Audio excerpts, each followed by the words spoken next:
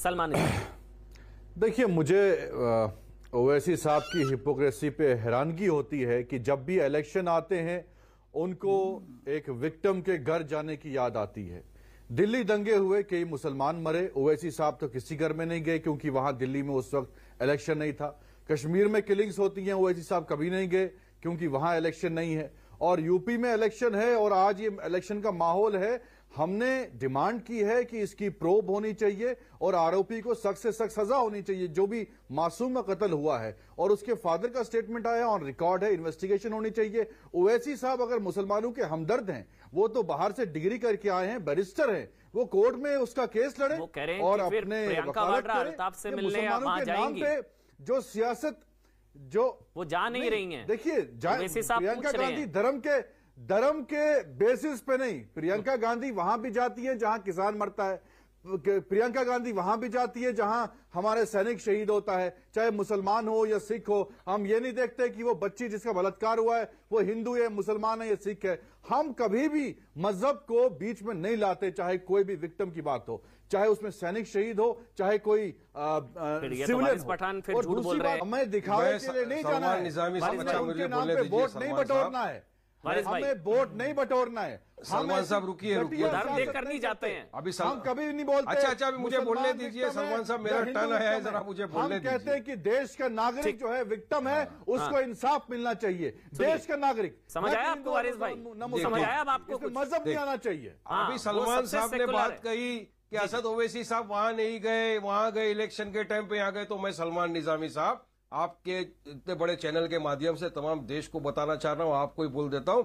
ओवैसी साहब ने कहा है कि हम देश के कोने कोने में चुनाव लड़ेंगे और हमारी हिस्सेदारी की लड़ाई है ये, हमको हमारा हिस्सा चाहिए। हम यूपी में भी चुनाव लड़ रहे हैं, वो हम जा रहे हैं बीजेपी को हराने, और हम चाहते हैं कि योगी सीएम नहीं बने और इंशाल्लाह उनको हराएंगे, भाजपा की हम हराएंगे के लिए। अभी सुनिए, ये तो अच्छी बात नहीं है ना। बिहार में क्या किया? आप बोल रहे थे बिहार में बिहार में आपने सेकुलर वोट काटा। अरे सुनिए, मेरा जरा जवाब तो सुन लो अमन भाई। वारिस पठान, मुझ पे इतना बड़ा इल्जाम है जी, मेरा जवाब है सलमान निजामी साहब, 74 साल से किसकी सरकार थी सत्ता के अंदर? ये तो बीजेपी तो भी 2014 से है, उसके पहले तो कांग्रेस की सरकार थी। फिर भी देश का मुसलमान पिछड़ा हुआ वर्ग क्यों है? सोशली एजुकेशनली बैकवर्ड क्यों है?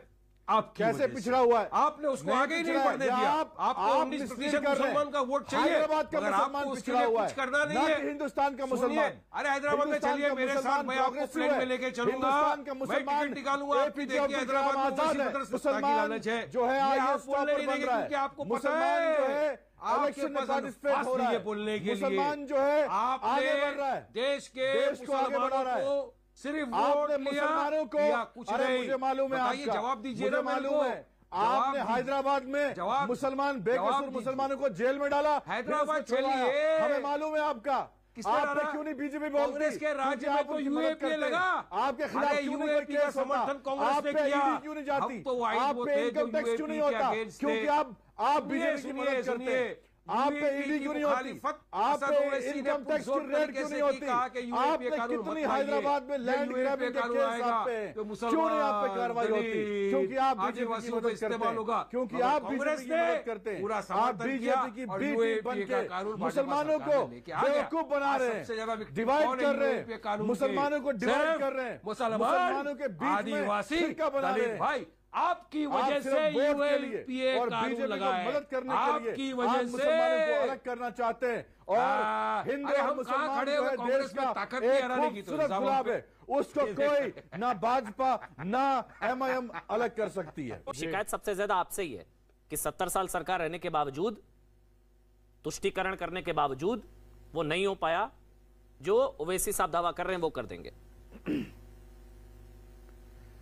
सलमान निजामी, देखिए साहब, अगर आप डेटा देखें तो ओवरऑल जो देश का मुसलमान है वो पिछड़ा हुआ नहीं है जो आप पिक्चराइज कर रहे हैं। हमारे देश का मुसलमान प्रोग्रेसिव है, हमारे देश के मुसलमान ने आईएएस में टॉप किया। आप कंपेयर करिए स्टेट वाइज, हैदराबाद में कौन सरकार में है?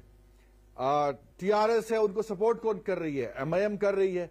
आप वहां के मुसलमानों की हालत देखिए, वो लोग पीछे हैं, वहां की रियासतों के लोग पीछे नहीं है, वो प्रोग्रेसिव है। और ओवैसी साहब पहले अपने घर को देखें कि भाई आपके तो बारिश आ जाती है, पूरा हैदराबाद जो है वो फ्लड में बह जाता है। आप तो गली और कोचे में नालियां अपनी ठीक नहीं कर पाए। आप कहां बिहार जा रहे हैं, कहां यूपी जा रहे हैं, क्या बेवकूफ बना रहे हैं मुसलमान। आप बैरिस्टर हैं, अगर मुसलमानों का इतना आपको ख्याल है, आप बैरिस्टर हैं, कोर्ट में, सुप्रीम कोर्ट में क्यों नहीं बात लड़ा? आप